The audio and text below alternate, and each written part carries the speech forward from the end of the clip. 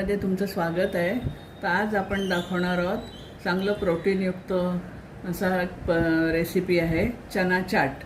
तर ती चना चाट करायला आपण सुरू करूया। आपण चना चाटसाठी हे चणे घेतलेले आहेत, हे भिजवले मी काल मी रात्री भिजत टाकले आणि आज सकाळी हे घेतले। तर आता आपण हे उकडून घेऊया कुकरमध्ये टाकते हा आणि 2-3 शिट्या काढते। त्याच्यासाठी मी हा एक कांदा घेतलेला आहे, तो कापून घेणार।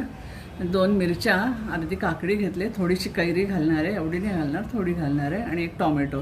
हे सगळं मी आता बारीक चिरून घेते। हे आपलं सगळं बारीक चिरून घेतलेलं आहे आणि थोडीशी कोथिंबीर पण मी घेतली। ही मिरची, काकडी, आंबा थोडासा, टोमॅटो आणि कांदा हे सगळं मी चिरून घेतलं। तर चला आता आपले चणे उकडत ठेवलेले आहेत, ते होतील तेव्हा। तर चला आपले हे चणे उकडून झालेले आहेत मस्तपैकी, हे बघा। आता याच्यामध्ये आपण सर्व टाकून घेऊया।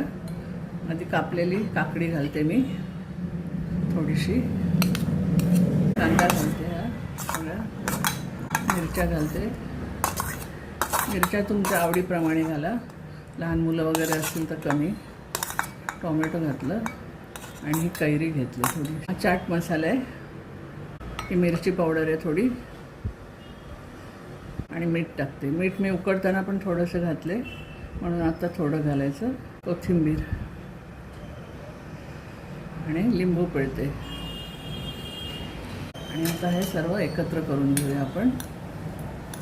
खूप छान असं लागते, दुपारच्या चहाच्या वेळेत वगैरे केलं, संध्याकाळच्या वेळेत खायला असं। आणि काय खटपट नाही, तेल नाही त्याला, तूप नाही, काही नाही, आणि पौष्टिक। परत हे आता आपलं झालेलं आहे। आणि पोरं कशी, मुलं एरवी आपलं काकडी वगैरे खायला निघत नाही, टोमॅटो खायला निघत नाही, मग ह्यामध्ये घालून असं त्यांना द्यायचं। आणि चटपटीत चाट मसाला टाकला, कैरी टाकल्यावर आणखीन चटपटीत लागते। आता मी सर्विंग बाउलमध्ये काढून घेतलं। आपलं चना चाट झालेलं आहे। तर खाऊन बघितलं मी, खूप छान लागलेलं आहे आणि खूपच सुंदर असं झालेलं आहे। तर तुम्ही पण करून बघा आणि मला कॉमेंट्सवर कळवा कसं झालं ते। हे कसं जेवताना वगैरे घ्यायला पण तोंडी लावायला असं छान वाटतं, आणि दुपारच्या वेळेत किंवा सकाळच्या वेळेत तुम्ही खाऊ शकता। आणि ह्यामुळे तुमचं वजन पण कंट्रोलमध्ये राहते, जास्त भूक लागणार नाही हे खाल्ल्यावर। म्हणून असं करून खायचं, मुगाचं, चण्याचं, मक्याचं, त्याच्यामुळे वजन वाढत नाही। तर चला, हा माझा तुम्हाला व्हिडिओ आवडला तर लाईक, शेअर आणि सबस्क्राईब करा। तोपर्यंत धन्यवाद। घेऊन येते मी नवीनच व्हिडिओ।